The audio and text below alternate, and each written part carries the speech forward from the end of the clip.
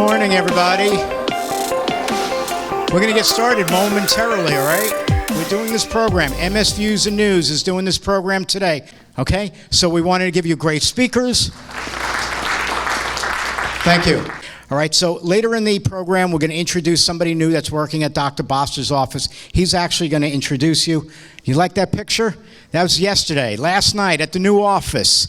I brought that up from South Florida. I had to make sure it was baggaged right. I had to make sure that it got onto each of our flights. But this is a gift to the BOSTER MS Center from MS Views and News. Okay, and every MS Center needs at least one wheelchair, and now they have this to get started. So if you don't need it, if you do need it, just make sure that you see it. It's got our tags on it. You'll know it's us. Let's introduce Dr. Aaron Boster of the new MS Center, BOSTER MS.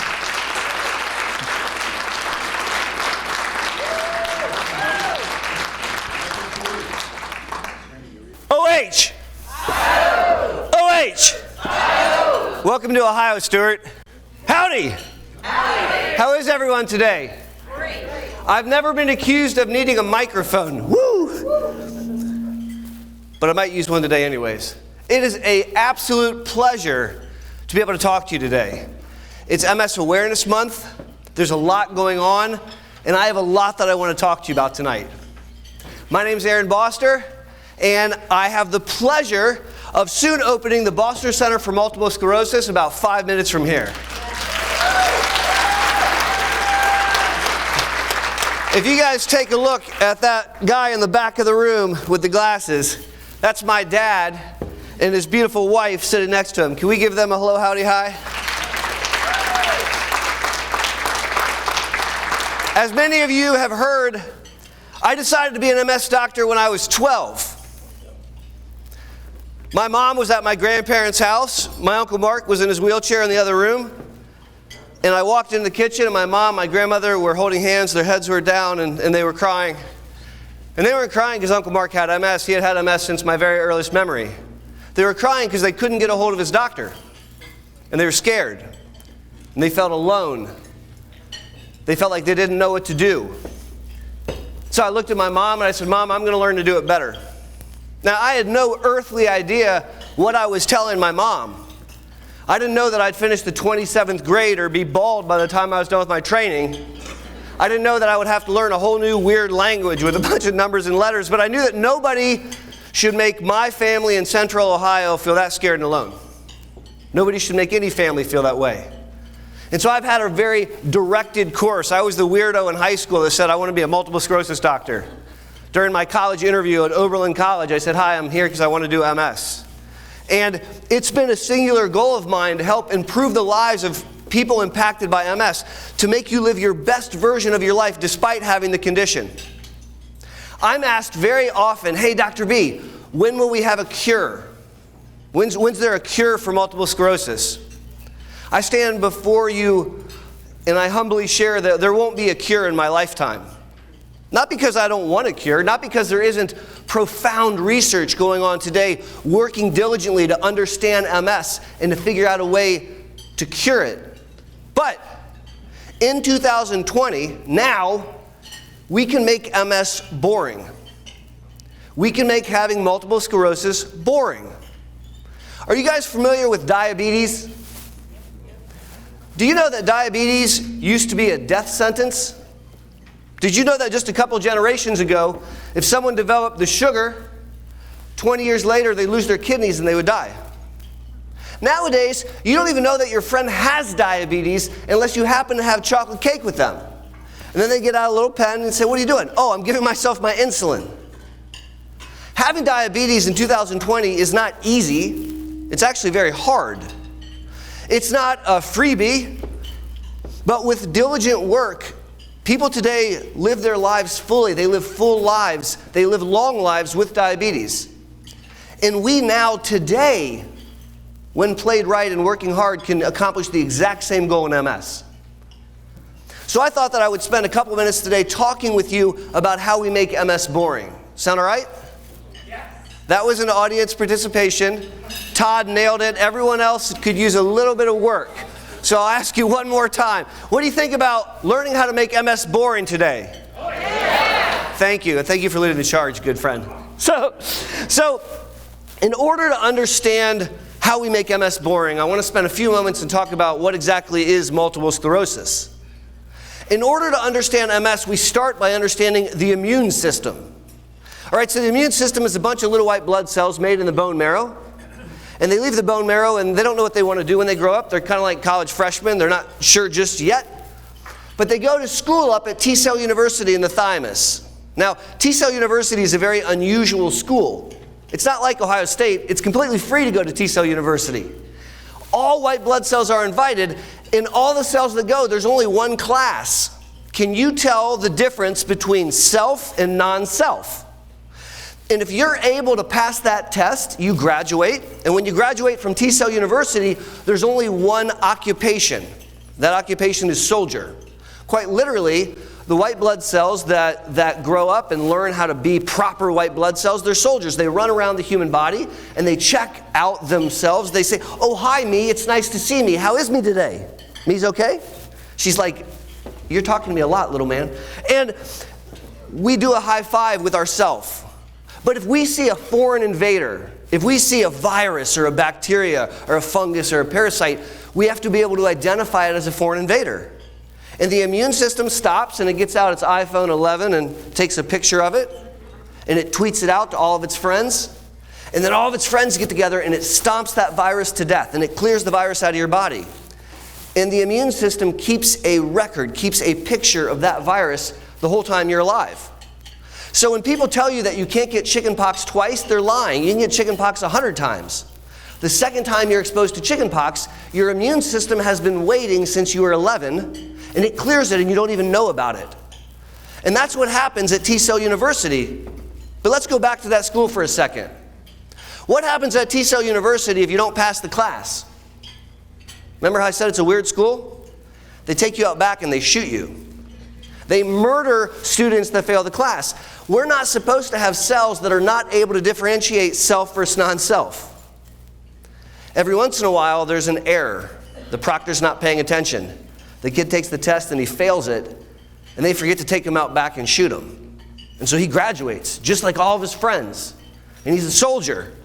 And he's tooling around the human body, doing exactly what he thinks he's supposed to do. And he sees self. But he thinks he's looking at a virus, and so he gets out his iPhone 11. He takes a picture of it. He calls all his friends over, and they stomp on it. And they try to clear it out of the human body. And every time the immune system sees that target, they do what they think they're supposed to. But the problem is that or it is you. I made reference to an autoimmune condition about 10 sentences ago, diabetes. That's an autoimmune condition where the immune system attacks the pancreas. Multiple sclerosis is an autoimmune condition where the immune system attacks the holiest of holies, the supercomputer that runs the body, the brain, and the superhighway, the spinal cord that takes all the information from the computer down to your foot and back up. And it is the leading cause of neurological disability amongst young people in the United States. Multiple sclerosis untreated or multiple sclerosis undertreated is a devastating monster. And we don't do that. We're not going to allow MS to choose for us. We're going to live our best lives and make MS bend to our will. As my friend Stuart likes to say, MS has to deal with me. I love that.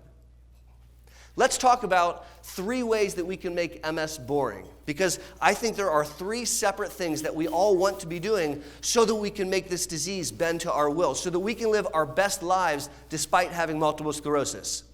Thing number 1, treating an attack. What's an attack? A flare, an exacerbation, a relapse. It's all the same thing. It's when something bad happens to you and you try to blow it off, and 3 days later you have to admit to your wife that you can't feel your leg, or that you can't see out of your right eye. It's when there's been a focal bout of inflammation, a naughty autoreactive white blood cell in the bloodstream crosses the blood-brain barrier into the brain and attacks a portion of the brain, thinking it's attacking an invader, and it short-circuits that portion of your brain. And if that portion of the brain controls your eye, you're not going to see. If that portion of the brain or spinal cord impacts the down there's, bowel, bladder, sexual function, you're going to develop difficulties that Dr. Shaw is an expert at helping you deal with. That's an attack. Now, how do we manage an attack? Well, the first thing is we want to prevent attacks. You guys are familiar with this medicine called a birth control pill? Yeah. All right, if you haven't, come see me afterwards because I would like to talk to you.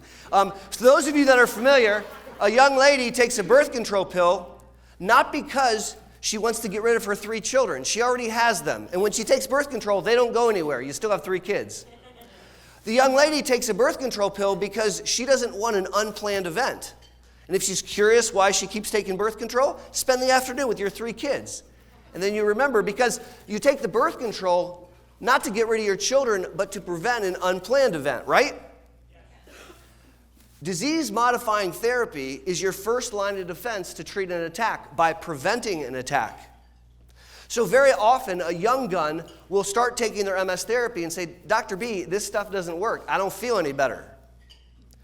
Because they don't understand the goal of the disease-modifying therapy. The DMT doesn't make you feel better in the same way oral birth control doesn't get rid of your already born children. The DMT prevents future events so that you can prevent new brain damage, so that you can prevent new neurological disability. And taking a disease-modifying therapy is one of the very first things that I want us to be thinking about so that we don't have to treat an attack, so we just don't have them. Make sense? Yes. Now, even though we may be taking a disease-modifying therapy, we still might be at risk for an attack. None of these drugs are perfect. Birth control has like a 99.9% chance, which means if you're lucky enough to have sex 1,000 times, your mom. And so disease-modifying therapies are not perfect.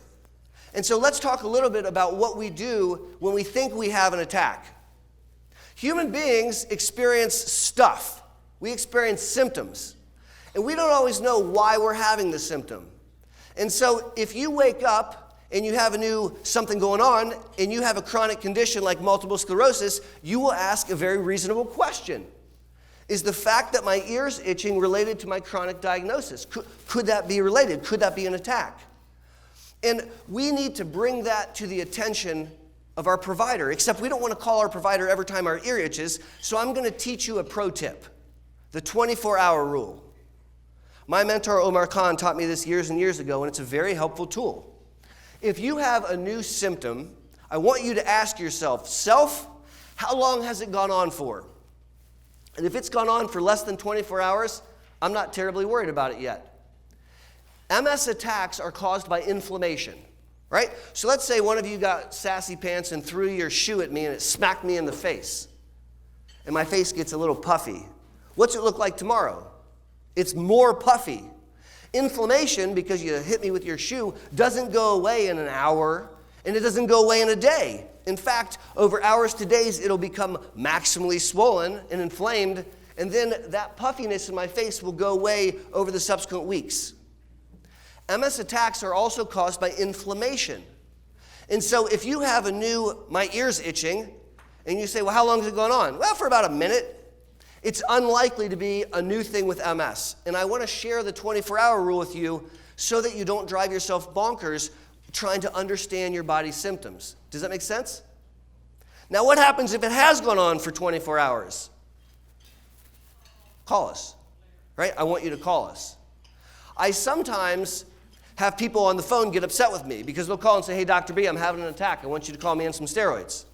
And I'll say, sounds good. Come to clinic tomorrow. They say, no, I've done this before. I know what's wrong. I just want you to call me in steroids. I don't need to come and see you. Except the human being doesn't always know why they're having a new symptom. And I want to give you a very poignant example of a young lady that I have the pleasure of taking care of, and we had that exact conversation. She called me and said, I'm having an attack. My leg is numb. I don't want to come in. Can you just call me in steroids? And I said, I really don't want to do that because I like you a whole bunch, and I want to make sure I know why I'm giving you steroids. You got to come in. And we had a little bit of a tiff on the phone, and she finally acquiesced. And she came in the following day, and her leg was numb. And it was red. And it was swollen. And she had thrown a blood clot in her leg and had an emergency surgery that night. Right? So she had a symptom of numbness. It wasn't from an attack. And if I had just called her in steroids, something very bad could have happened to her. Which brings me to my second point. If you're having a new neurological symptom lasting longer than a day, you got to get your tush to the doc's office so the clinician can see you and check you out. And one of the things that we're going to do is make sure that you're not having what's called a pseudo attack. Pseudo is a Greek word. It means similar to, but it ain't. And so a pseudo attack is when you have neurological symptoms, but they're not caused by new inflammation in the noggin. They're caused by typically an infection. The most common infection, Dr. Shaw would tell you, is an occult urinary tract infection, one that you might not even be aware of. Because when your body's fighting off those bladder bugs, they raise your core body temperature. And if you have an old area of damage, you can short circuit and have a pseudo exacerbation. I can't expect you to figure that out on your own. That's not fair. I want to bring you in so that we can work you up. We're going to check your urine. We're going to examine you. We're going to make sure that we don't find a nidus for infection. And if we don't, then we're going to treat you.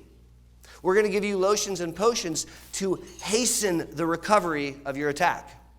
I can make you get better faster. I've sometimes had doctors say, well, that doesn't really matter, except I strongly disagree. If you're blind in your left eye, and I can hurry up and make you see again, I think that's kind of valuable. Moreover, allowing that inflammation to smolder in the brain can destroy the brain and cause holes in the brain. And I think that by treating it quickly, we can hasten that recovery. Now, when people have an MS attack, they can recover. Sometimes they recover 100%, not often. Sometimes they don't recover at all, not often. Most of the time, they make a partial recovery. And we might, after a partial recovery, be left with a chronic symptom. I'll give you an example. If a patient has an attack that manifests of numbness and a burning sensation in their right leg because they've had a spinal cord injury from MS, and we give them steroids, they may recover 90%. But when they're super duper tired, or when it's really hot outside, it does get hot here sometimes, Stuart, that leg, those symptoms can come back out, and they can kind of intermittently occur, and that's a chronic symptom. And I don't want you to have chronic symptoms. And I want you to remember that when that leg is bothering you, that's why you take your disease-modifying therapy. That's the kid that's already been born you can't get rid of. You can send them off to military school maybe, but you can't get rid of them. And so we want to think about that as we take our medicines to prevent a future thing from happening. I told you there were 3 things that I wanted to talk to you about to make MS boring. The first one is identifying and treating an MS attack. The second one is to treat chronic symptoms. Symptoms, simply put, are things that bother you. And so much of the symptoms in multiple sclerosis are invisible. Well, honey, you look so good. Oh, sweetie, you don't look sick. Well, you don't look insensitive and dumb. But you are. So much of multiple sclerosis is invisible. If you break your arm and you're wearing a cast, people will sign your cast and they'll carry your book bag. But if you have cognitive fog because you've been working nonstop since the morning and now it's dinner time and you're having trouble processing how to prepare dinner, they don't carry your book bag or sign your cast. And when you say, I'm tired, what do you most often hear? Yeah, me too. That's not fair, right? And so I have worked very diligently to try to figure out a way to explain to a spouse or a loved one or a friend, how do we explain MS fatigue? And here's the best I've come up with. Monday, go to work. Come home from work, have dinner. Then do what everyone does, sit around and watch TV. And then when everyone goes to bed, get out my YouTube channel and get caught up on my 360 videos that you haven't seen yet. And do not go to sleep. Stay up all night streaming my YouTube. That's a selfless plug. And then in the morning, take a shower, or not, I won't know, and then go back to work Tuesday morning. And work all morning, and then work all evening, and then come home and have dinner. And then when everyone goes to bed, finish watching my YouTube videos. Don't sleep Tuesday night either. Wednesday morning, I'll stop by your house and we'll go for a walk and we'll talk about what it's like to have MS fatigue. It's not tiredness. It's not I need a nap. It's an internal pain where you cannot physically stay awake. It's profound. It's the leading cause of loss of work amongst people with MS in the United States of America.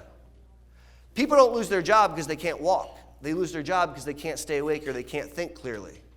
And so much of MS symptomatology is invisible.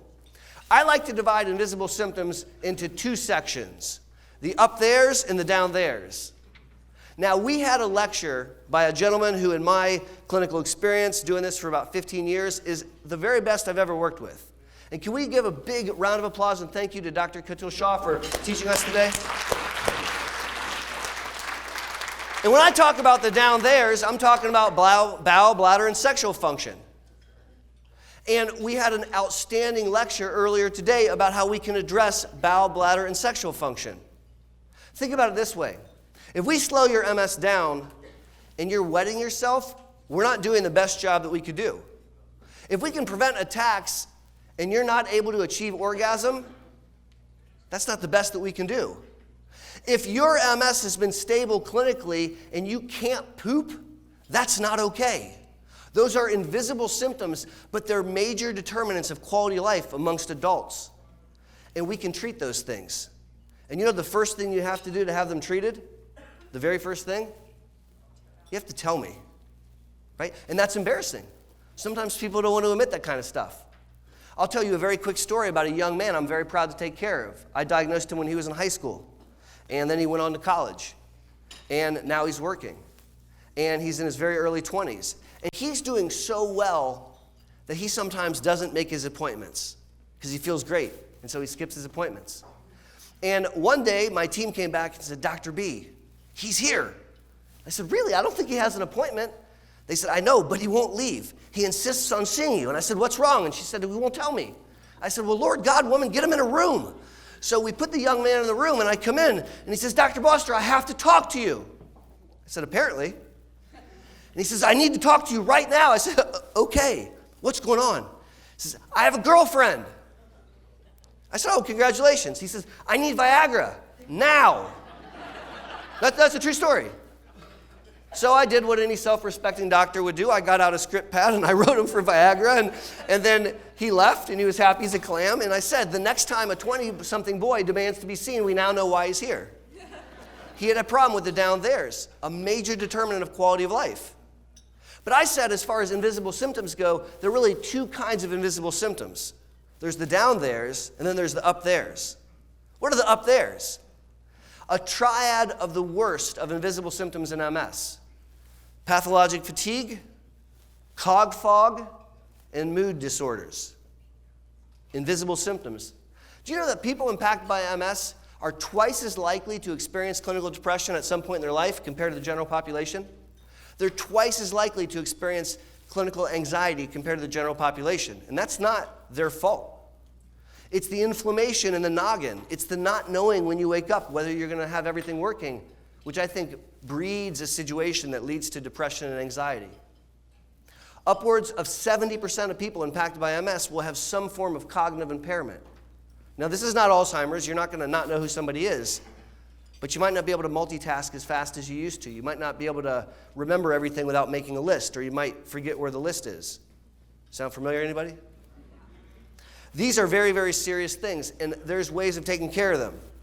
Now, at this point in the lecture, I typically ask someone to give me a number between 1 through 10.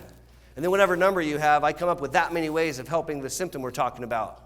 But I'm not going to do that today, because my oldest, Maxwell, just turned 13. And so, in honor of Maxwell's 13th birthday, we'll do 13 tips to improve the up theres, thinking about cognition, thinking about pathologic fatigue, and thinking about mood. Now, I'm going to group them all together, and I'll tell you a secret as to why, except it's not a secret because I think this is being broadcast live. If you improve one of those, the other ones benefit. If you improve fatigue, depression gets better, and so does cognition. And if you improve cog fog, depression and fatigue get better. And so the tips apply to all three. Sound like a plan? Now I need a counter because I can't count to 13 because I only have 10 of these. Who's going to help me out? Thank you. All right, so just keep track as I go through this. And when I get to 13, say, Aaron, stop. All right, number 1, you need to sleep more. What? Yeah, you need to sleep more. Remember how Mom said you should get 8 hours of sleep? She was actually right. Many red-blooded Americans don't do that. The kids finally go to bed around 9 or 10, and then we want to do adult time, which means watch Netflix and not talk. And then around midnight, we stumble upstairs to bed, and my alarm goes off about 5:30 in the morning. And if you add up midnight to 5:30, that ain't 8 hours. And the problem is that people impacted by MS have a smaller function reserve. You have less spoons of energy that you can spend before you run out. And you got to recharge your battery. And so by sleeping more, you can actually improve cognition. You can improve mood, and you sure as hey can improve energy levels. And here's how I want you to do that. I want you to think about all the Netflix shows that you stream from 9 until midnight. And I challenge you, I double dog dare you, to remove an hour of Netflix before you go to bed. So if you're normally going to bed upstairs around 11, try to back it up to 10, or try to back it up a little bit longer and bank an extra hour of sleep. And if you do that for a month, I guarantee you that you'll notice a big difference in multiple avenues in your life. It's not a big change, it's a little change, but it's a terribly impactful change. Take back some sleep. That's number 1. All right, you got that down? Yep. Thank you. All right, we're on the same page. Number 2, we have to work on the quality of our sleep. If you're waking up to go to the bathroom 5 times at night, you're not sleeping through the night. You're barely entering into stage 3 and 4 sleep. You're constantly being woken up. And there are ways to deal with that. I was taught how to deal with that by that fella. And here's what he taught me. Drink 2/3 of all the fluid you're going to drink in the first half of the day. Try to put a relative hard stop on fluids after the dinner hour. Why? Well, he tells me, because you make pee-pee for about 6 hours after you finish drinking something. So think about that. If you bring a bottle of water to the bedside table as you climb into bed, you're about to make urine for 6 hours. And if you go to bed at midnight after you finish watching Netflix, you're going to wake up multiple times to empty your bladder. If you instead drink 2/3 of all the fluid you're going to drink in the first half of your day and have a relative hard stop around dinner, you're going to enter the bed not actively making urine. Now, don't walk around going, I hate Dr. Boster. No. You can have a sip of water. I'm just asking you not to power chug water and drink fluids at night so that you're not filling up your bladder and waking yourself up, so that you can get restorative sleep, so that you can think more clearly. And that's the PP brain connection. Can we coin that together? So that's number 2. Number 3, sometimes nature is too generous. My mentor used to say that all the time. Sometimes nature's too generous. Aaron, you can have multiple sclerosis and obstructive sleep apnea. You can have MS and you can have restless leg. In fact, obstructive sleep apnea and restless leg are more common amongst people impacted by MS than the general population. If you wake up and you're tired, that's not MS fatigue. People with MS who are fatigued wake up with the most energy you're going to have. If you wake up and you're exhausted, that's sleep apnea. If you're a snorer, you might not be adequately getting oxygen into your lungs, up into your brain. That noise is your throat trying to open up because as you've fallen asleep, all of these tissues have collapsed. And you can have what's called an apneic episode. Now, I love it when I'm in a clinic room and I say to a patient's spouse, does he snore? And she says, oh my God, yes. And he says, no, I don't. Which is particularly funny because if you're asleep, you have no way of knowing. Every once in a while, a very savvy spouse says, oh yeah? And they play it in the office and say, that's you, that's you. It's really very funny. So if you snore, there may be a concern that you have sleep apnea. When you lay in bed at night, if you develop a compulsion, a need to move your legs, and you fight it and you fight it and you can't, and you shake them out and they feel a little bit better, and then it starts to build up again and build up again. You have to hop out of bed and walk around really quick. That's restless leg syndrome. Sleep apnea and restless leg syndrome are really easy to treat. But if we don't treat them, it'll destroy your sleep architecture. It'll make you not have restorative sleep. And then you'll be exhausted and you won't recharge your battery. And you'll have a worse time with a smaller functional reserve. Kathy, what number are we on? Oh, good. Thank you for doing this. Number 4. Let's move away from sleep. We've talked a little bit about that with one caveat, the power of the nap. When I was a kid, my mom used to make me take a nap, and I hated it. And I would fight it. I'm not going to fall. And then I'd wake up an hour later, and I was much nicer to be around. Not everyone in this room has a lifestyle that allows them to take a nap. Some of us do. And that is a very, very powerful medicine, taking a nap. Show of hands who is familiar with spoon theory. Some of you are familiar with spoon theory. Those of you that aren't, let me explain it to you very briefly. Now, I didn't make up spoon theory. In fact, it was invented by a woman that has a chronic autoimmune condition called lupus. And lupus fatigue and MS fatigue are remarkably similar. And so spoon theory is a very helpful tool to understand energy in MS and why a nap helps. Breaks down like this. The spoon is the unit of measurement of energy. So as you do stuff, you spend spoons. That's the analogy. And when you wake up in the morning, you wake up with 50 spoons. So you start your day with 50 spoons, and you take a shower, and that's a spoon. All right? And then you cook breakfast, and that's a spoon. Then you eat breakfast, and that's a spoon. And then you kick the kids out to get to school, and that was a lot of work, and that's a spoon. Then you drive to work, and that's a spoon. All right? And then you get at your desk, and you start to return your initial phone calls, and that's 3 spoons. And so we just spent 10 spoons. It's about 8 o'clock in the morning right now. Let's go back to MS. You wake up in the morning with all the spoons you're going to have for the day, all 8 of them, because you have a smaller functional reserve. So you do what you're supposed to do. You take a shower, and that's a spoon. You make breakfast, that's a spoon. You kick the kids out, that's a spoon. You go to work, that's a spoon. You make your phone calls, that's 3 spoons. Guess what, guys? You have 1 spoon left. It's 8 a.m. That's multiple sclerosis, fatigue. So here's the thing. We want to save spoons. We want to hold on to some extra spoons. If we think about that morning, what could we have done differently? Maybe we could have prepped the breakfast the night before. Maybe we could have taken a shower the night before. Maybe we could make the kids get up on their own. Do you understand what I'm trying to talk about? Hence the concept of a nap. If you take a nap in the middle of the day, you get back some spoons.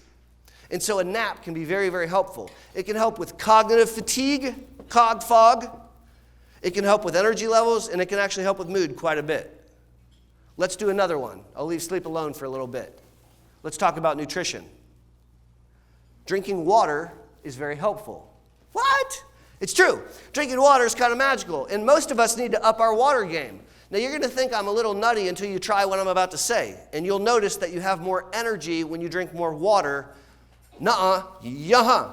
And so here's how I want you to do it. Presuming that you eat 3 meals a day, I want you to have a glass of water with each meal. Is that asking too much of you? You have breakfast, you have a glass of water, please? Is that all right? Is that all right? No, it's not all right? Will you come talk to me a little bit later? I have to try to understand why you won't drink 1 little glass of water with breakfast, lunch, and then with dinner. Then I just want you to drink a glass of water between breakfast and lunch, 1 glass, and a glass of water between lunch and dinner, 1 glass, and you're good for the day. Now, that's not a lot of water, but that's a lot more water than the average American drinks. And if you're struggling with energy levels and thinking and memory, and you're irritable and having difficulty with mood, I want you to try that tip, and you'll be shocked at how much it actually helps you. It's pretty darn slick. My next comment is not proven. It's not scientifically proven. But I've been doing this for about a decade and a half, and I've seen enough people that have done what I'm about to say that I'm a true believer. So are you ready for my next pro tip? How to improve energy levels, thinking and memory, and mood and MS? Clean up your diet. I'm being serial. We want you to avoid processed foods, and avoid fast food, and avoid sugar-laden foods and pops, and avoid fried foods. So what does that leave left? Well, wait. I also don't want you to eat anything that have ingredients you can't pronounce. I want you to eat things that have ingredients like apple, celery, chicken, not bicarbonate diphosphonate. Now, one time a patient said, well, doc, that doesn't work for me because I'm a biochemist. And I said, okay, fine, but you understand what I mean. If there's a bunch of chemicals in what you're eating or drinking, I challenge you not to eat or drink it.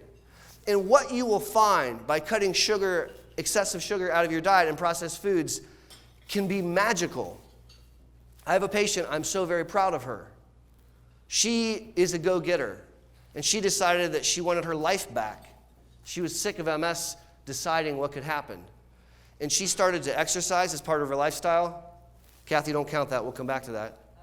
And she cleaned up her diet and cut out sugar. And she lost half her body weight. She went from being over 200 pounds to under 100 pounds. She got rid of multiple medications. She doesn't take energy pills any longer. She thinks more clearly. and she's re-engaged in life. And the magic was cleaning up her diet. All right, now let's do that exercise one that I was talking about. People that exercise as part of their lifestyle improve their mood compared to those that don't. That's a fact. People who exercise as part of their lifestyle think more clearly. That's a fact. People with MS that exercise as part of their lifestyle get worse slower compared to those that don't. And it helps prevent damage from an attack. Allow me to explain. Let's pretend that I cloned you. All right, so we're going to have to get permission from your significant other. Best of luck. There's going to be two of you, right? Clone A and Clone B. Clone A, we're going to give Days of Our Lives TV. By the way, does that show still exist? Yes. All right, daytime TV. Hoorah. So Days of Our Lives TV and chocolate cake. Clone B is going to get an elliptical and carrots. All right, and we're going to let that ride for a couple years, and we're going to get back together. Now, Clone B is a Greek goddess. She's lost some weight. She's got a strong core. Cardiovascular system is in check. She's killing it. Clone A knows everything there is to know about Days of Our Lives and is an aficionado of chocolate cake and has gained the weight that Clone B lost and has a weak core and is out of shape. Balance is not so good, not very flexible. Cardiovascular system, not awesome. And now I'm going to reach into my pocket and pull out a Harry Potter magic wand, and I'm going to cast a spell of a clinical attack in MS, manifesting as left leg weakness. Clone B is limping, doing her daily activities, going to work, engaging in life, doing her exercise and rehabbing from her limp. Clone A is seated in a wheelchair looking up, wondering why. All we did was allow Clone A to become deconditioned and out of shape. And we prehabilitated Clone B. And I won't insult you by asking you who you would like to be. Kathy, what number are we on? We are ready for 8. Ooh, 8. We're going to finish sometime before dinner. So number 8 will be get a dog. I'm being serious. Get a dog.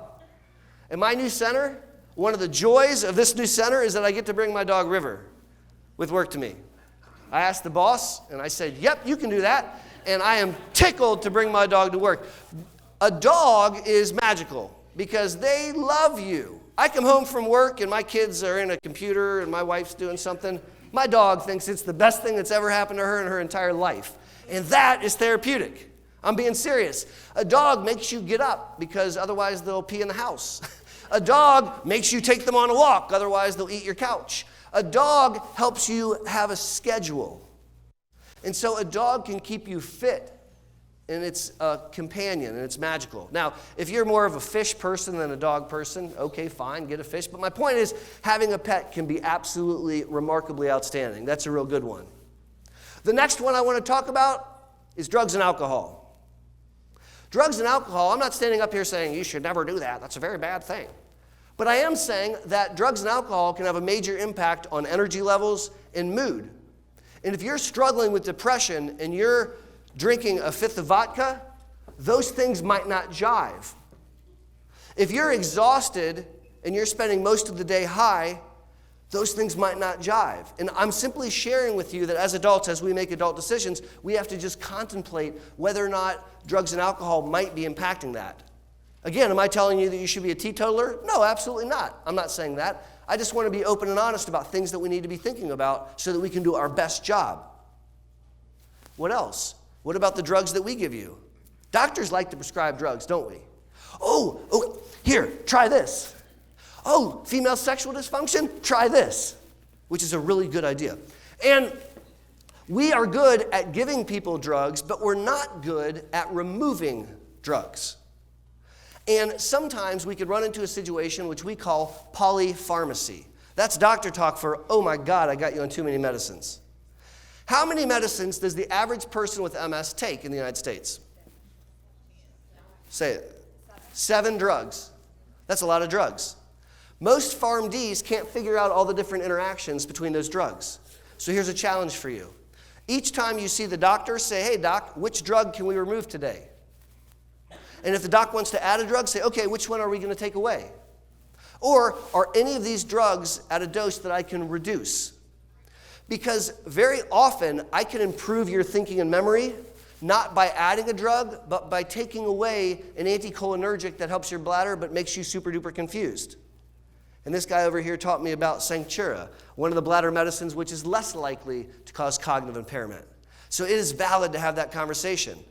Sometimes we're hurting really bad and we have bad spasticity, and so I'll add a little bit more baclofen and a little bit more baclofen and a little bit more baclofen. And you're a zombie and you're exhausted. And so we might need to back off that baclofen. And so addressing polypharmacy can be very, very powerful. What number are we on? 10. So we have to do 10, 11, 12, 13, and then I have a whole nother talk. All right, so let's speed this up a little bit as we talk about ways of improving thinking and memory, energy levels, and mood. Talk therapy is unbelievably useful. Let me tell you a terrible reality of Western culture. In our culture, you're not allowed to talk about yourself. You're allowed to talk about your kids. You're allowed to talk about work as much as you want. But if you talk about yourself, well, then you're being arrogant or egotistical or narcissistic, and you're not a good person. And the reality is we need a forum where we can process how we're feeling without consequence. The problem is if you tell your spouse, honey, I'm sad, they experience an emotion. Typically, they feel sad. And so there's all these reasons in our culture that we don't have an outlet to communicate how we're feeling and how we're processing. And gosh darn it, if you're in your 30s and you have multiple sclerosis and you've lost a neurological function, don't tell me there's no emotion associated with that. Don't tell me that you couldn't benefit from processing with someone who's not going to stand in judgment or going to feel really, really bad. So talk therapy, sitting down with a trained listener, is absolutely magical. Trained listeners come in all different flavors. There's priests and rabbis and pastors. There's social workers. There's psychologists. There's psychiatrists. There's a host of people that are expert listeners. And you would be amazed if you've never had the occasion of talking to a trained listener how cathartic and how helpful it can be. And they can teach you tricks and tips to lead your best life. It's more powerful than a medicine many, many times. So that's another one that I liked a lot, talk therapy. My next one I want to talk about is non-talk therapy. What? What's non-talk therapy? Also in our culture, we're not allowed to take time just for ourselves. You're allowed to work. You can work all night if you like. When I was a resident in training, if I worked extra, I got an attaboy. Good job, young man. Right? But if I said that I couldn't come into work, I was a pariah, and no one would talk to me for a week because I left them hanging, and they had to do my job for me. Right? So that's why doctors would work sick, because we don't want to have that stigma, right? So in our culture, it's okay to go to the doctor's office. They'll give you off work to do that. In our culture, it's okay to take care of your health, or it's okay to take care of your family and do some shopping. But if you just say, I need a me day, I'm going to go to the park, the spouse and the boss and the kids, they don't take very kindly to that. And yet, we need some time. And so here's my idea for non-talk therapy. I challenge you to identify an activity once a week that's not on your schedule. It's on somebody else's schedule, meaning if you don't go, then you miss it. And it can't be for your health. It's not like a doctor's appointment or a physical therapy appointment. It can't be for your occupation, right? And it also can't be for the rest of your family. So I'm going to give you an example of underwater basket weaving at the YMCA on Wednesdays at noon, all right? So if you sign up for underwater basket weaving at the YMCA Wednesdays at noon, it's going to happen at noon whether you go or not. And Tuesday is a completely different day. Because Tuesday, you have to get home early from work so you can get to Joann Fabrics and you can buy all the reeds and the things and the stuff that I don't know how to make an underwater basket. All the things that you would need to make an underwater basket. You have to get all the supplies. And you have to read up and make sure that you know how to get to the YMCA and secure your ride, etc., etc. Wednesday morning is a completely different morning because normally all the stuff that you would do all day long, you cram into the first half of the day. Because, boy, 11:30, you got your bathing suit and you got all your gear and you're in your car and you're headed to the YMCA. Well, I don't need to tell you that Wednesday at noon's a weird time because instead of hanging out at home, you're underwater with a snorkel and you're weaving a basket. I know, I didn't sign up for it, you did. And then at the end, you go home and Wednesday night is a completely different night. Because when you're all sitting around the table and John's sharing what he did and Sharon's sharing what they did, you say, oh, look what I did. I made a basket underwater. And the whole time, you couldn't think about the fact that you have a chronic condition because you were too busy making a basket underwater. Non-talk therapy is magical. And you don't actually have to weave a basket. You could read to children at a hospital. You could do a Bible study. You could do a knitting group. You could take up model airplanes. It just needs to not be on your schedule and not be in your house. Thoughts? You buying what I'm selling? Yeah. All right. Well, at least one of you is. That makes me feel good. How many number are we on? What are we on now? We're ready for 12. Oh, we are very, very close. Man, I'm glad my son didn't turn like 19. Otherwise, you guys would be really hungry and want to know when dinner was going to be served. So we need to talk about a couple other things to help with thinking and memory, with energy levels, and with mood. So I'm an allopathic doctor. I have an MD after my name. I was taught how to use medicines. Medicines can be life-changing. And so it's a fool that thinks that they can help a mood disorder with just a pill or an energy problem with just a pill. But I also think that it's naive not to take advantage of the potency of medicines that can change our lives. Let me tell you a quick story about a guy who, as part of his living, would take care of people that were depressed. And he would recommend that they would take depression medicine. And he would prescribe depression medicine all the time.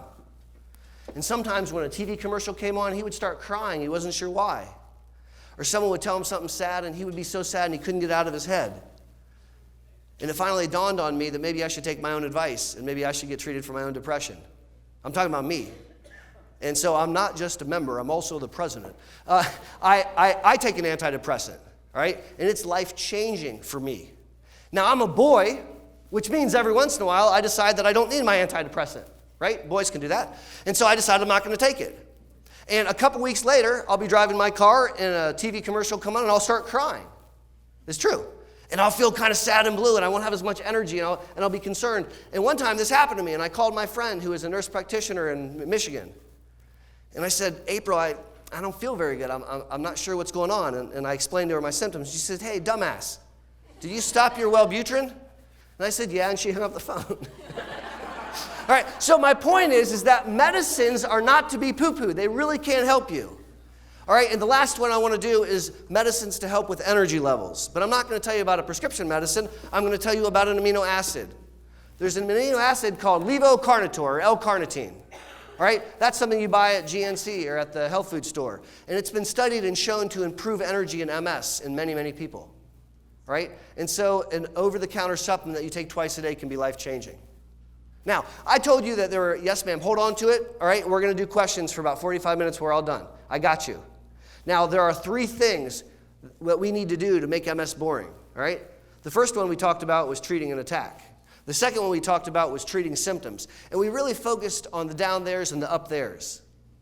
We came up with 13 because my son just celebrated his 13th birthday. And now I have 5 minutes left to tell you arguably one of the biggest categories, and that's how to slow the disease down. All right? Because we don't want to allow MS to run its natural course. How many of you here are familiar with my concept of being 4 for 4 in your fight against MS? Let's all say it together on the count of 3. We're going to say 4 for 4 on the count of 3. 1, 2, 3. 4 for 4. And I have an announcement to make. Can we do a fake drum roll? I'm done with 4 for 4. No more. Because I now have 5 for 5. No, I'm being dead serious. I was recently talking to a good friend of mine who's a psychologist at this small hospital called the Cleveland Clinic. And I was talking to her about being 4 for 4. Now, she's a psychologist, and she said, Boster, what about number 5? And so she convinced me.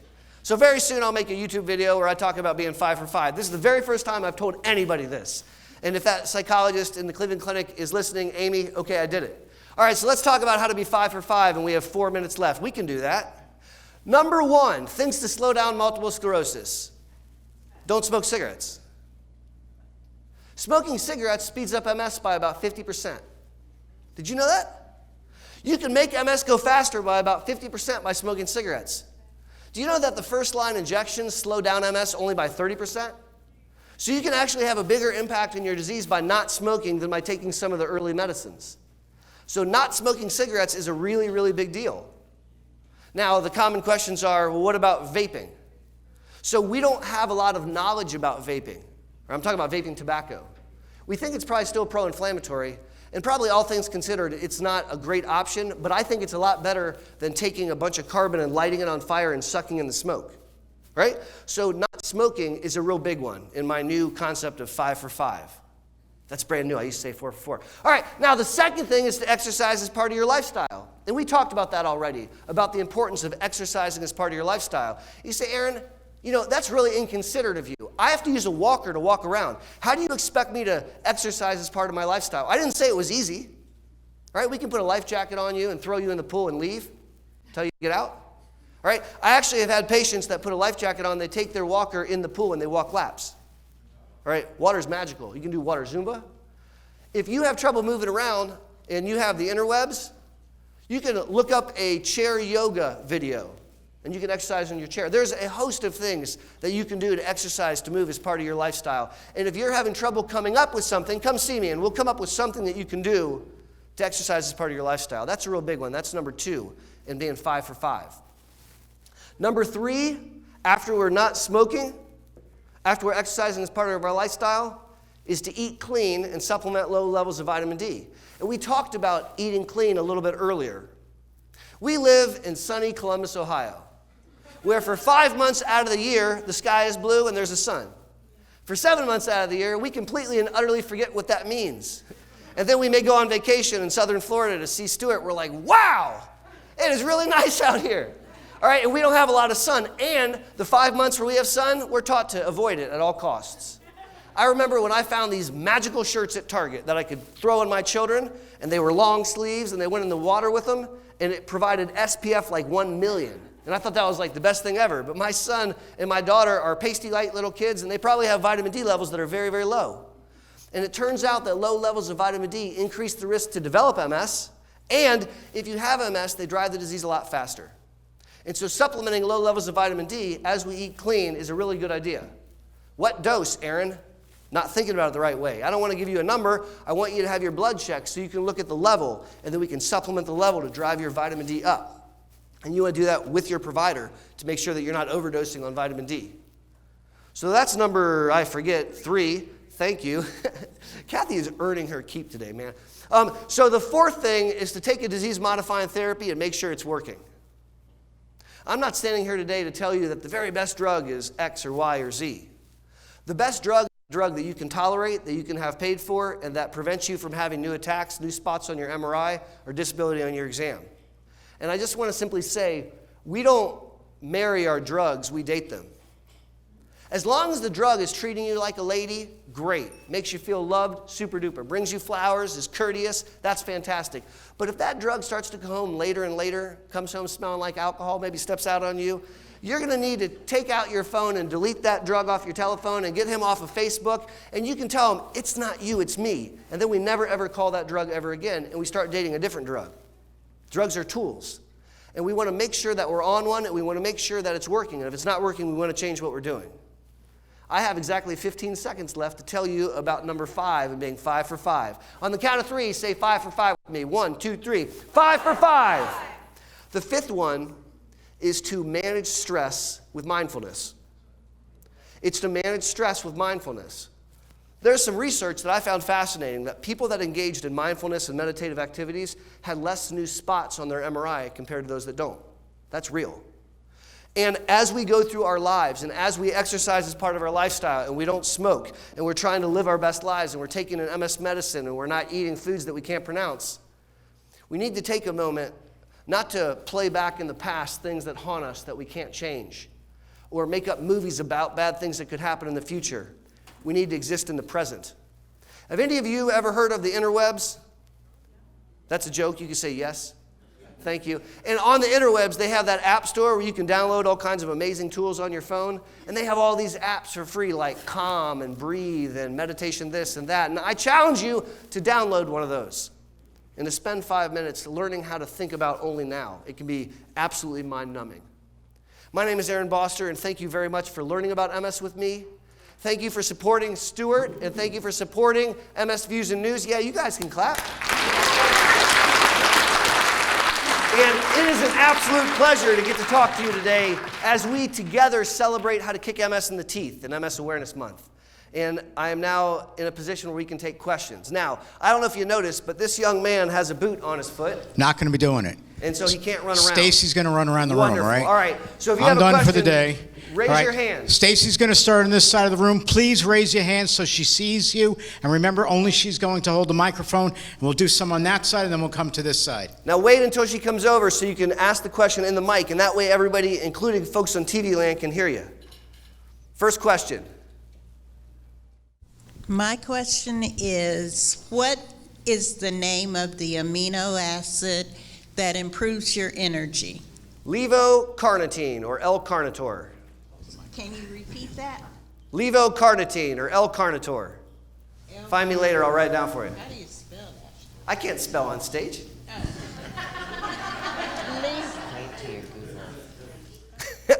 Any other questions today? Bueller? Bueller? Anybody? Bueller? Oh, there's everybody. Hi, Dr. B. Any new research on genetic passed down in the family of MS? So, yes, but nothing that's prime time where I can say, and now we know da-da-da. Multiple sclerosis is not a classic genetic condition. Like, there are certain conditions like sickle cell anemia or cystic fibrosis where if you have it, a certain percentage of your children are absolutely going to have it. And MS doesn't work like that. If you have multiple sclerosis, a first-degree relative, so a mom, dad, sister, brother, or kid, has about a 1 to 3% chance of developing MS. Not a 25 or 50% chance, but a 1 to 3% chance. So there is something about the genetics, but it's not in and of itself. It's not by itself. If you have a genetic predisposition, that's not enough to give you multiple sclerosis. We then think there are environmental factors. So for example, exposure to tobacco increases the risk to develop MS. Low levels of vitamin D increase the risk to develop MS. Coming down with EBV as a child increase the risk to have MS. Being morbidly obese as a child increased the risk to develop MS. And that's not enough to develop MS. Every pasty, heavyweight white kid doesn't go on to get multiple sclerosis. And we then think that there needs to be an environmental trigger, and then the immune system takes a wrong turn. And we think that you come in contact with a virus, and your body goes to fight the virus and makes an arsenal against that virus, which by accident identifies part of you as a foreign invader, the holiest of holies, the supercomputer. So not a lot of new research that I can share today that's prime time, but it's still very, very important, and it's being studied epidemiologically across the world. More to come. Other questions? While you don't see a cure coming in your lifetime, what do you see in the future in terms of regenerating, repairing damaged nerves, establishing new neural pathways? So that will happen in my lifetime. And I think that in under 10 years, we will not treat MS with one therapy or one type of therapy, but with 3. Right now, there are 21 different formulations of 18 different medicines to treat multiple sclerosis. I'm talking about the disease-modifying therapies. All of those medicines are anti-inflammatory. They all quell inflammation in the brain and spinal cord. And that's very, very helpful for helping MS. But it's not the only thing that we need. We also need a remyelinating agent. All right, because one of the bad things that happens in MS is we strip the wire of the plastic coating. We remove the myelin off the nerve. And a remyelinating agent puts that plastic coating back on that wire, puts that myelin back on the nerve. And we are probably 9 years out from having remyelinating agents on the market. And at first blush, you might say, oh man, 9 years, that's a long time. Not in the world of developing drugs. That's very, very soon. And I'm very, very excited about that. In fact, I've participated in some research. There's ongoing research presently testing in people with MS the value of various remyelinating agents. Super exciting. The third thing that we need is a neuroprotective agent so that we can keep our spoons. And we don't have that yet. But there's a lot of work going on internationally trying to figure it out. And so I think that within our lifetimes, we will reshape how we treat multiple sclerosis with awesome outcomes. And we're going to make MS even more boring. That was a great question. Thank you. Other questions? So you discussed things we could do to keep our energy levels up. Yes. Which most of them I do strictly, and I feel great, by the way. Thank you, Dr. Boster. But my biggest problem is fatigue. Yep. And it doesn't matter what I do. It doesn't matter if I sleep 12 hours. It doesn't matter if I exercise, eat the right foods. Is that possibly something that I'm just going to have to live with? So that's a very real world question, and that's a very real situation. And knowing her, she's not joking. She's doing all kinds of things very actively to try to up her game and improve her energy levels. And it can be super challenging, but I'm not done yet. And so what I just shared with you, the 13 tips, that's MS 101. We get in clinic, we don't stop there. And there's a bunch of other things that we can do to trick your brain into being more awake. It can get pretty esoteric and complex, but one time I was accused of being a medical flea. That's the last thing to jump off a dying dog. So I'm not done yet. We'll work on that. And I don't accept that has to be that way. We can do better. Other questions? Did Aaron really say he was a flea? All right, we're going to come on the other side of the room here in just a second. We're going to get that question. Is there any way to tell for sure that you're having an attack if you're having like weird symptoms that aren't like what normally is associated with it? So she brings up a great point. If I lose vision in my left eye over a day and it hurts when I move it, that's an optic neuritis symptom, and it's probably optic neuritis. That's considered a classic attack in multiple sclerosis. But what about weird symptoms? So when I went to medical school, I was taught that MS couldn't cause a seizure. And I was taught that MS couldn't cause a migraine. And that's not true in either case. And just because it's abnormal doesn't mean it's not real. In my YouTube channel, one of my most viewed videos are rare MS symptoms I've seen in clinic. And there's been about 120,000 people that have seen that video. Why? Because just like you, they're wondering, what about the unusual stuff? And so here's my pro tip. If you have a new symptom going on for longer than 24 hours, go see your doctor. Talk to your nurse practitioner. Go see your PA.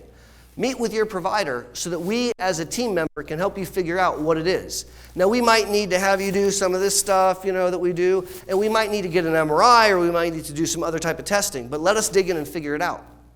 Because it might not be related to MS or it might be related to MS, and either way we can treat it and hopefully make it get better faster. All you need to do is let me know about it. Bring it to our attention. And I want you to use that 24-hour rule. If it's gone on for longer than 24 hours, holler. Holla! Questions from over here.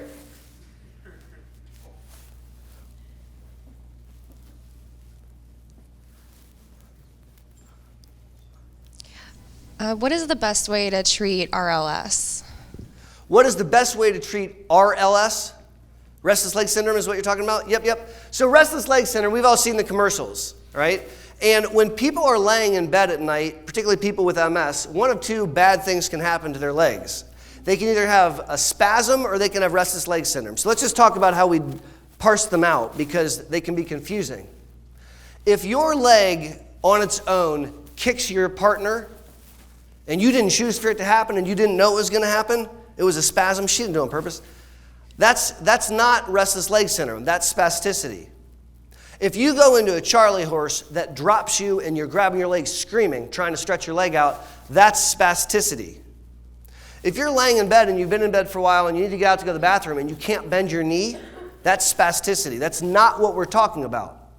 We're talking about something very, very different where you're laying in bed or you're still, so it can happen on the couch or at another time, and you develop a need, a profound compulsion to move your leg. And it gets so bad you can't stop it and you voluntarily shake your leg. That's restless leg syndrome. Now, without getting into too much medical detail, sometimes restless leg syndrome happens because we're iron deficient. So when I meet someone that tells me a story of restless leg, the first thing I do is I check their iron levels. And if I find that the iron binding capacity and whatnot's low, I supplement their iron levels and make that go away, which is pretty cool. Sometimes that's not the problem, and sometimes it's coming from spinal cord damage from MS. And there are actually prescription medicines which were invented to treat Parkinson's disease, believe it or not, but they treat restless leg really, really effectively. And so there are things that we can do. We just have to dig in a little bit. That was a great question. How about another one? Love is in the air. When you talk about attacks or relapses, a lot of people think it's relapsing remitting. So what about primary progressive and secondary progressive? Do they actually have attacks? Great question. So there are two phenotypes of MS. A phenotype is an outward description. All right, there's the most common phenotype, which is relapsing forms of MS. And then there's a less common type of MS that only about 15% of people experience, which is primary progressive MS. And people with primary progressive MS don't generally have attacks, but they can. And it's very uncommon. When I was in training, we didn't accept that. And I remember I came to my mentor and I said, what's happening with this patient? Because they got worse over a couple weeks and then they got better. Isn't that an attack? And my mentor said, no, silly, that's not possible. That's fluctuations in baseline symptoms. Well, sorry, Omar, that's not true. It's an attack. People with PPMS, based on the newest diagnostic criteria, are allowed to have an attack. It's not normal, but it can happen. Hopefully, every young person with MS becomes an old person with MS, right? And people with relapsing forms of MS, as their body ages, as their brain ages, as they get older, they can go from having a situation where they have frequent attacks to not having attacks almost ever, but slowly getting worse, so-called secondary progressive MS. People with secondary progressive MS are statistically less likely to have an attack, but they're also statistically less likely to bounce back. And so there is a nonsensical plague in the United States impacting only neurologists right now. It's the crazy notion that we should stop treating human beings with MS because they aged out, they reached a certain age. Now I have high cholesterol, thanks Dad, and I take medicine to lower my cholesterol every day. So when I reach 55, should I stop because I've had a good run of it and now it's okay to have a heart attack or a stroke? I don't think so, Scooter. And there was a study done where they took people with MS who were over 55 that had not had an attack in 5 years, and they took half of them off their medicine and half of them stayed on their medicine. And they concluded that it's okay to stop medicine because only a third of the people off the medicine progressed in their disability. It's a whole lot, and if that's my mom, I'm not okay with that. So people with MS are at risk of having attacks. And you don't have to sort it out. I don't want you to sort it out. I don't want you to play Dr. Google.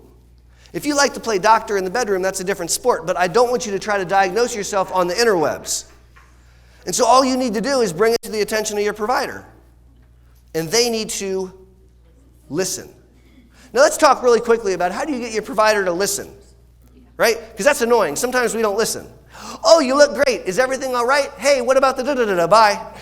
But wait, Doc, I'm wet myself. How do you do that? Let me teach you 2 pro tips. Let me teach you 3 pro tips. Pro tip number 1, make a list. Make a list of symptoms and questions and bring it to the doctor and start the visit by saying, hi, I have a list. Because culturally, we feel ethically obligated to address your list. It's a really, really good idea. And it makes sure that you don't forget something that's important. Now, if you go to the MS Views and News website, they have a form that you can print out for free. And it helps guide you through questions that you want to ask the doctor. And you can fill it out and bring it to your doctor. And say, hi, I have a list. That's pro tip number 1. It's a really, really cool tool. Pro tip number 2, bring another human being with you to the doctor's office. It could be a spouse or a best friend or a neighbor or someone from church or your kid, whomever. Because having another set of eyes and ears present is really, really helpful. I'm a doctor, and when I go to see a provider, I bring my wife because I get all hot and sassy, and then I don't behave properly, so she can smack me and say, knock it off and listen to the guy. Or I may forget something I want to ask, or I may not hear it properly, and so I can have another set of ears to hear, another set of eyes to see it. And that's very helpful. And so bringing someone with you can be very, very helpful. Moreover, sometimes you're not fully aware of what's going on. Very often, if I ask someone how they're feeling, I then make eye contact with the spouse. And they say, oh, I'm fine. And she's going, right? Because they have MS with you. You don't get to do it by yourself, guys. You have MS with your village. And so bringing a village member with you is a pro tip to make your doctor listen to you. Number 3 is a pro tip that a patient of mine taught me the last time Stuart and I did a presentation. And I had never heard of it before, and I thought it was ingenious. And she said, pick the last appointment of his day. Pick the last appointment, because there's nobody he's going to rush to go see afterwards. And so if you have extra questions, it's harder for him to run out of the room. And I thought that was a really good tip, and I thought about it. And very often, the last appointment of my day takes a little bit longer, and I'm okay with that, and I think they benefit. And so those are 3 pro tips to help your doctor listen. You know, you're allowed to be selfish. It's your brain, it's your body, it's your life. And just because they might not be listening, it doesn't mean it's less important. And you're allowed to say, stop. You didn't hear me. I can't feel my down theres. Or whatever else might be going on. My point is, you're allowed to be a little bit selfish because it's your body. You only get to use it one time. And so it's okay to say, no, we're not done yet. I need you to help me with X or Y. That's fair. Other questions for me? There's a question up in the front of the room.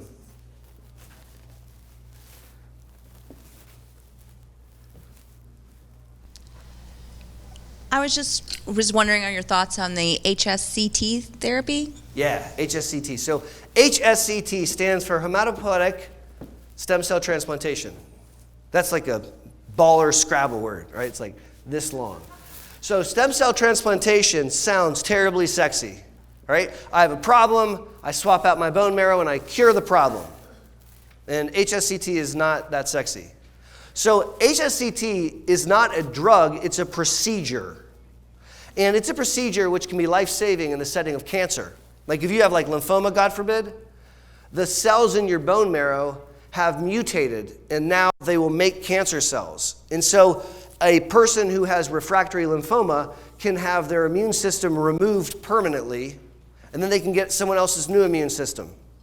And it can help cure their cancer. Well, it turns out that in autoimmune conditions, some autoimmune conditions can respond to the same stem cell transplantation. All right, so a couple really important things. Let me explain exactly what happens with a stem cell transplant. The first thing they do, if they're doing what's called an autologous stem cell transplant, so there's an A before that list of letters, that's where they take the cells, the pluripotent stem cells, out of your body and put them on ice. Then they murder you. They literally give you lethal doses of chemotherapy and radiation, and they remove your immune system for life. So now you don't have an immune system. And if they didn't do anything else, you would die. But before you die, they give you back your immune system and pray that it takes. And there's a period of time where you don't have a proper immune response, and it's very scary. We're talking boy in the bubble. I worked in a transplant ward for a while. Very serious stuff. And then you reconstitute your immune system. It is not a cure at all. It's not a cure for MS. But it's becoming safer and safer.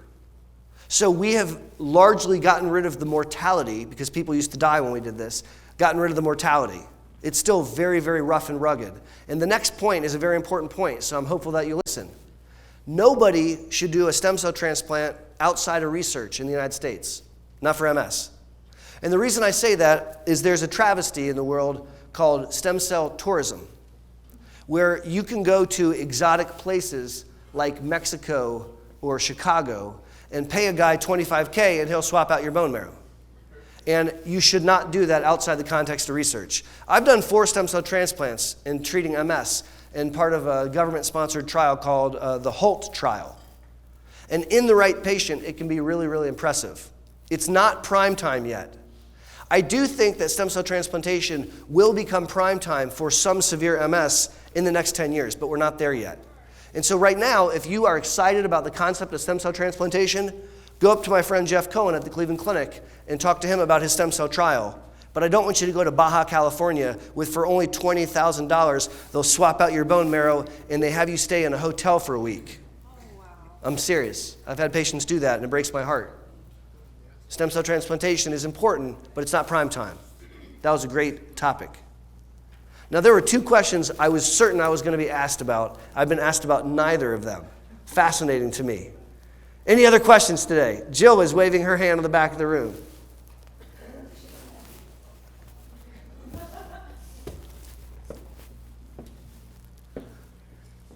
Given the current climate in the country, can you talk a little bit about coronavirus and how it's... Ding, ding, ding, ding, ding, ding. Winner, winner, chicken dinner. I thought that I might be asked about coronavirus today. Thank you, Jill. Are you guys familiar with what's going on in the world with coronavirus? Can we talk about it for a hot second? If not, you better run out of the room because I'm going to do it anyways. All right, so the flu is a common word. I had the flu. Oh, I got a little flu. But the flu is typically a bug that you get, a viral bug that you get. It might make you have a fever or feel kind of punky or cough or what have you. And in the wintertime, the United States, we go through flu season. We're actually referring specifically to a type of bug called influenza or influenza A. Influenza A is very serious, and it actually kills people. Right, so about 0.4% of people with influenza die every year. It's very, very serious. And we want people impacted by MS to get a flu shot once a year. We recommend that you get a flu shot. Now, you need to check with your provider because certain MS medicines might make that tricky, right? But having a flu shot can be protective against developing flu. But influenza is not the only bug out there that can cause you to have some crud. And coronavirus is actually a family of viruses. There's a bunch of, like hundreds of viruses that are all in the coronavirus family. And some coronaviruses affect humans and cause a mild flu-like condition. Other coronaviruses only infect animals. They can't infect humans. And when the human species is used to seeing a bug every year, we develop some immunities against it. But when a virus that normally only affects a dog jumps species into a human, our genome is not used to it yet. Our species is not used to it yet. And it can be very serious. And that is what we think happened with this novel coronavirus. So Wuhan is a city across the other side of the world, right, in China. It's a very, very large place. And they had an outbreak of coronavirus, this novel coronavirus. And this virus is novel because it's not behaving like other viruses. It's pretty easy to get it. In fact, it's 4 times more easy to get it than SARS. We remember SARS from back in 2002. It's not causing a death rate of 0.4%, but more like 3%, which is much higher. And you can contract it from someone who's asymptomatic, meaning they ain't having symptoms yet. It typically lays dormant in the human between 2 and 14 days before they know about it, coronavirus. And there are now cases in other parts of the world. There's now cases in the United States. And so it's very reasonable to ask yourself the question, well, what do I need to be doing? So let's go over 9 things that we can do to help protect ourselves, okay? Thing number 1, wash your dang hands.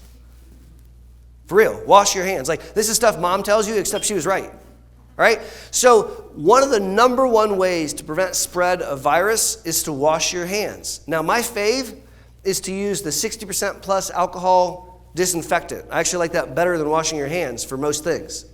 All right? And you can carry some on your keychain, or, they have it at most doors. And I recommend that you sanitize your hands after you cough or after you sneeze, before you eat your meal, and after you go potty. It's a really, really good idea.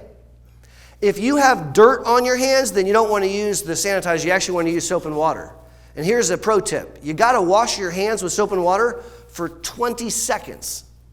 20 seconds is a really long time. And I'll teach you a pro tip how to do 20 seconds. And you can do it with me. We're going to sing Happy Birthday to my son on the count of 1, 2, 3. Happy birthday to you.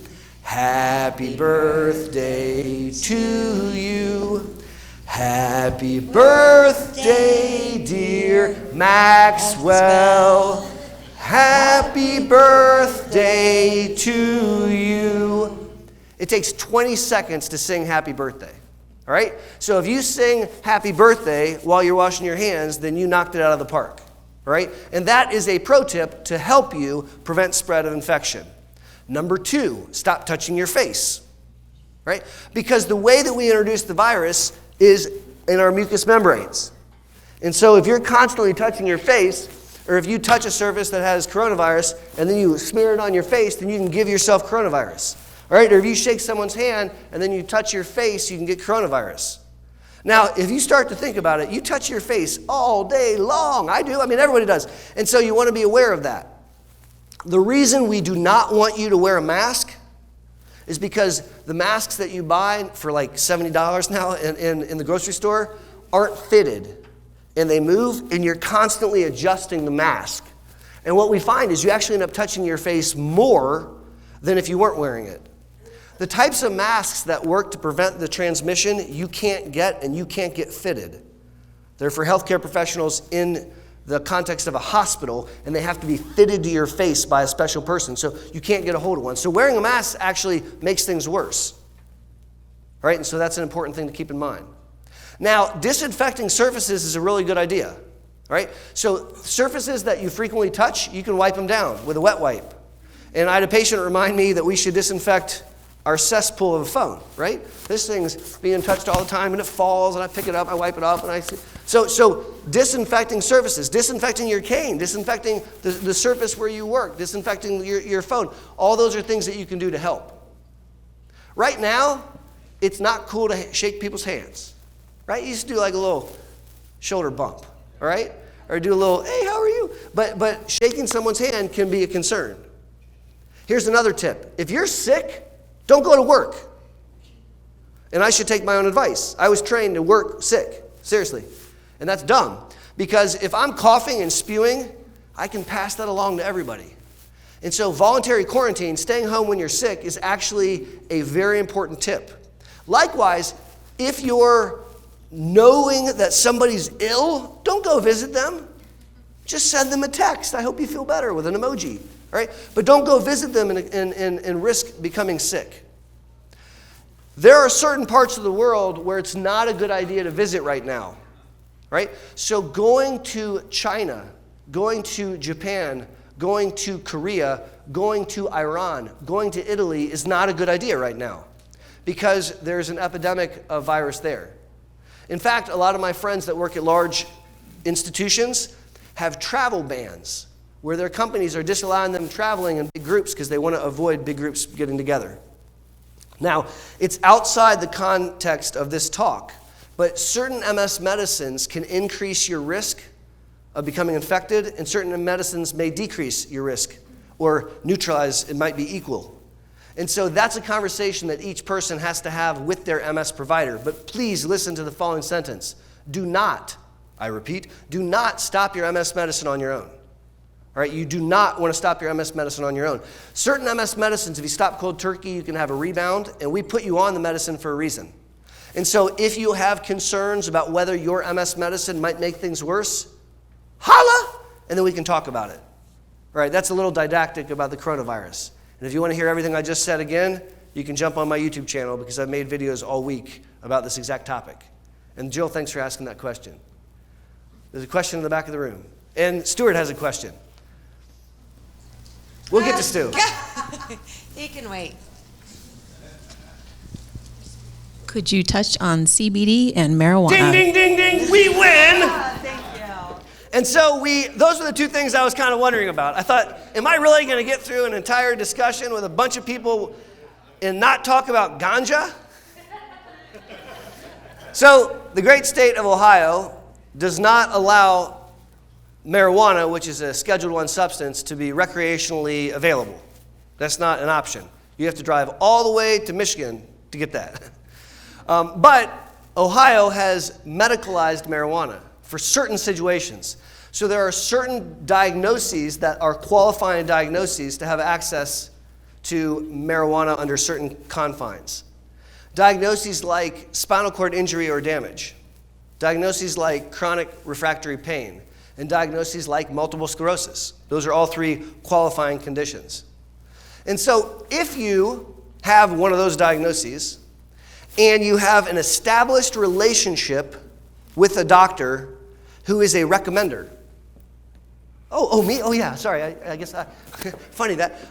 Then you can have a conversation about receiving a medical marijuana recommender's card. Now, federally, it's a Schedule I substance, and it's illegal to prescribe a Schedule I substance. You can't prescribe heroin. And so you can't prescribe ganja. But a qualified doctor, if you have a qualifying diagnosis, can recommend. And then you get a little card, and it allows you to go to a dispensary, and you can purchase ganja in 2020 in Ohio.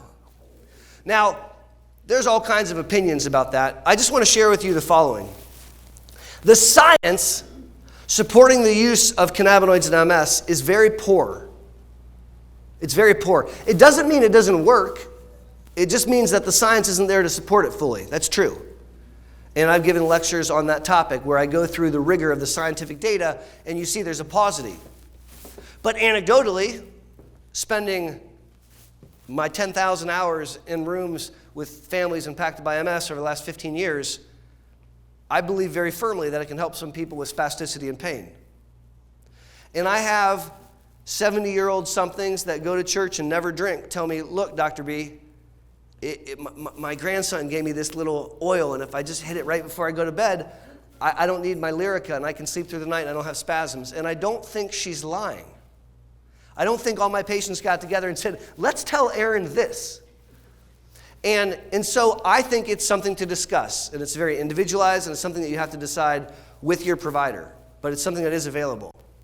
Now, I went through an entire crisis of conscience trying to decide something, and I ultimately decided to become a recommender. So I'm a medical marijuana recommender, which is weird. And part of the reason I did that was because I don't want someone that I take care of with a qualifying diagnosis, MS, to have to go to another doctor and prove they have MS and establish a relationship that they already have with me so they can have access, because that seems kind of mean.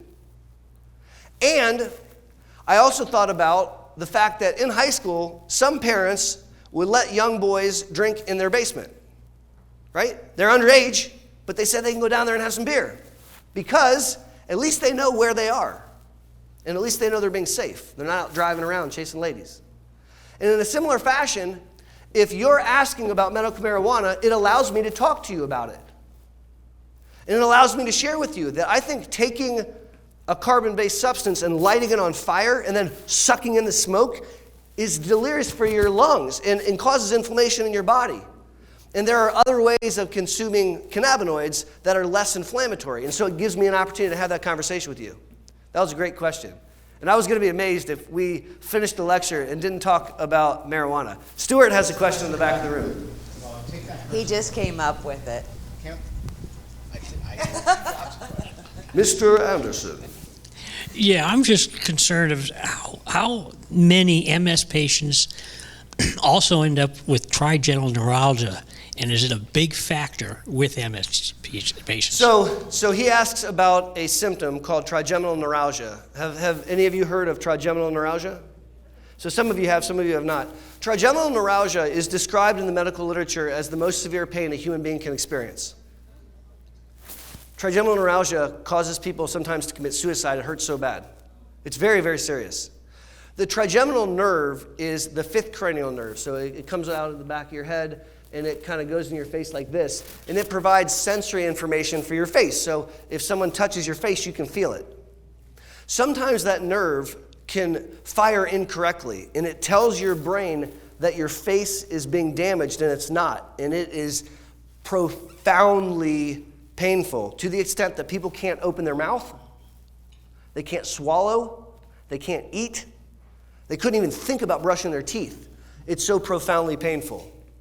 Now, people can get trigeminal neuralgia, like human beings can get trigeminal neuralgia.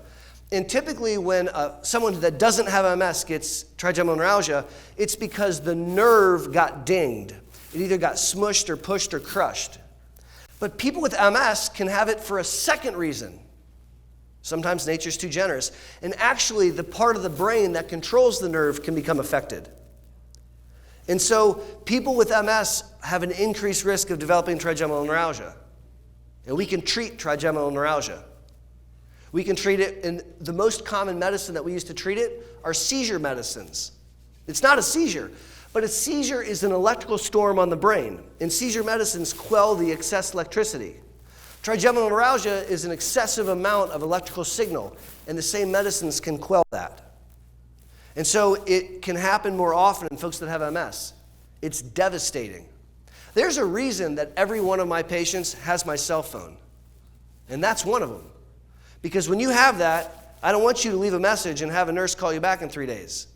We need to take care of that right now. It's a great question. Thank you for asking. First question of my questions. All right. All right, is is you said about people not smoking marijuana. So what form would they be using medical marijuana in the state of Ohio? So Ohio disallows smoking. Now, they'll sell you flour, but they don't want you to smoke it. They recommend vaping it. So what is vaping? So if you take a lighter and hold it under something carbon-based and it gets hot enough, it'll burn up and make smoke. But if you heat it up below the level of combustion, but hot enough, you can vaporize all the essential oils. All right? And you can suck in that vapor, and it's, I believe, less inflammatory than if you smoke it. And so vaping cannabinoids is legal in the state of Ohio medically. Another way to consume cannabinoids is to eat them.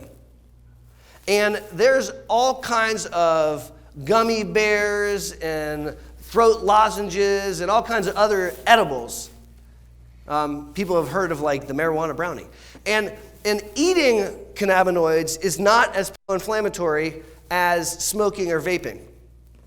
We have to have an engaged conversation, because if you maybe tried a joint once in college and someone hands you a big giant brownie, you're in for a very, very unusual evening.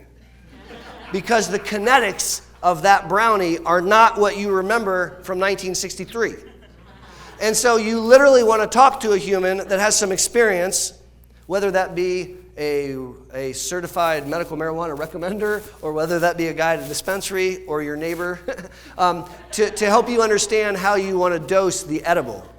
All right? So for example, when you vape cannabinoids, you're going to feel it in a couple minutes. When you eat a quarter of a brownie, you'll feel it in about 3 hours. And so you can imagine what might happen if you ate a quarter of a brownie and 2 minutes later you didn't feel anything. So then you eat another quarter. And 2 minutes later, you didn't feel anything. And you eat another quarter. And pretty soon, you ate the whole brownie. You're going to have a remarkable 24 hours. A very, very special time. And you're not going to be doing advanced mathematics or driving your car or having conversations with human beings. You're going to be laying down a lot, kind of wondering why you ate so much brownie. The point is, we have to become cognizant of all those factors. Question number 2. He's got a question there? No, you said you had several. I do. So, I want to know when you're opening your new office. Oh, I love it. So, the BOSTER Center for MS will start to see patients March 19th.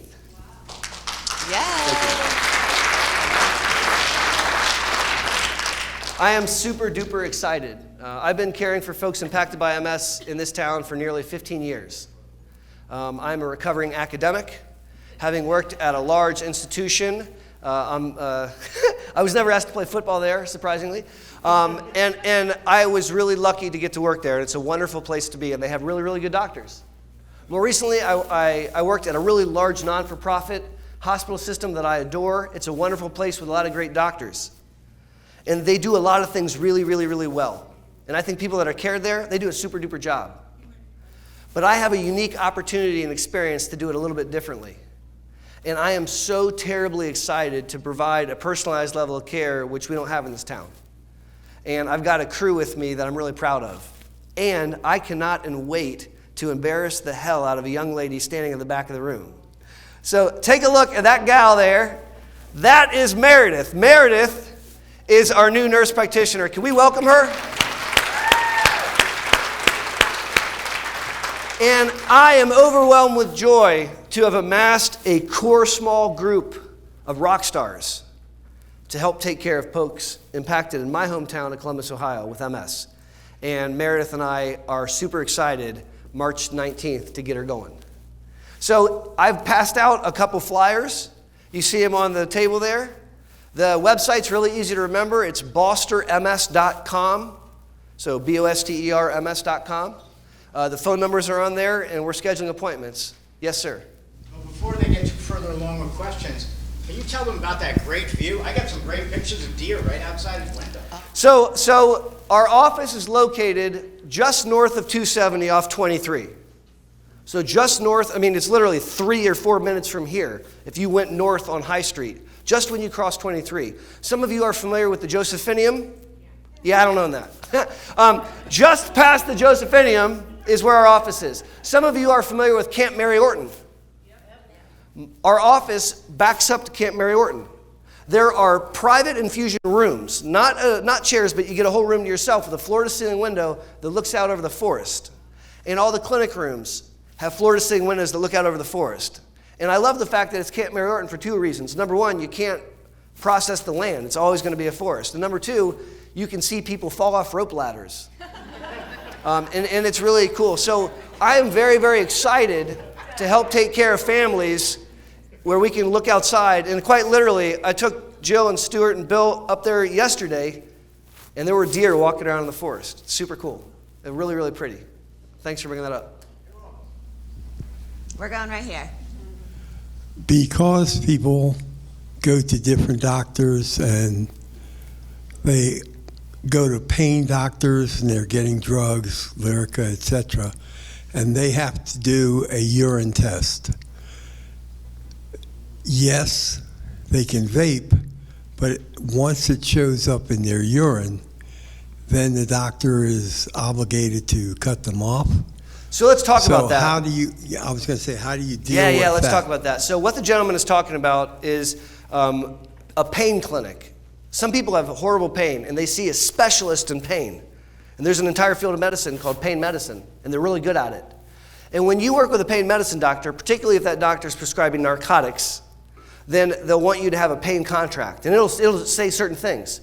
For example, if you test positive for certain drugs, then they will no longer work with you.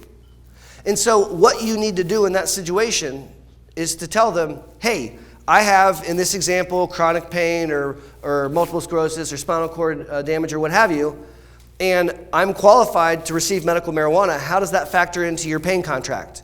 And I think what you'll find is a lot of them will say, well, I'm a recommender. But that's a conversation you want to have with your pain doctor ahead of time. You don't want to be surprised, right? Because when they made those pain contracts, medical marijuana wasn't legal. Now it is. And so that's a conversation to have with your provider. Now they may say, hey, look, I'm not into that. No. And now you know that, which is important. But they also might say, we've kind of changed some of our thought processes. And so the take home is you need to have that conversation before you do that so that you know the playing field. Excellent point. Thanks for bringing it up. Okay, I'm going to ask you one. Because there are support systems inside the room today. And what I've noticed is I've had conversations because people, you brought it up earlier, they have mood swings. They're going up and down. The pain is uncontrollable. They're walking, their legs hurt. What can your support providers do to help assist you in your own environment? So we want to play smarter, not harder, right? And we want to be thoughtful and we want to conserve our spoons and our energy. And so let's use an example of a common, I get home from work at 5 and I have nothing to do except make sure that the kids do their homework and make dinner and serve dinner and eat dinner and clean up dinner and then do the laundry and get the work done for tomorrow and then get everyone to bed before I go to sleep. And you're looking at all these things you need to do and you can actually do them all. And then you'll pay the devil's price, right? Because you use way too many spoons. So what I want you to do is, I want you to play harder, not smarter. I want you to look at the list of things you have to do and say, you know what? The kids are 15. I think they can make me dinner and they can do the dishes afterwards and gosh darn it, they can go to bed on their own. Check. Dishes, we can do dishes in groups, right? Homework, let's have the spouse work on the homework. My point is, the red-blooded American desire to do it all right now is there, but we have to fight against that. And where does our support team come in? Guys, you don't have this by yourself. And let me tell you a secret. You ain't hiding it. They know. So what's better to do is to say, you know what? I'm actually having a little bit of a hard time tonight. Can you help me out and do the dishes, honey? That's a fair thing to do. So you could walk the distance from the back of the parking lot in, but then you're not going to have any energy to walk in the supermarket. So have your wife drop you off up front. That's not weak, that's smart. Leverage your village. I want you to have the biggest village possible. Now, I'm very excited because I did all this and I still have 16 seconds left. And so with that time, we'll wrap things up. I got to get back on stage before Stuart yells at me. And I want to make sure that Stuart knows how much we appreciate these opportunities. And so one more time, OH! OH! OH! Thank you.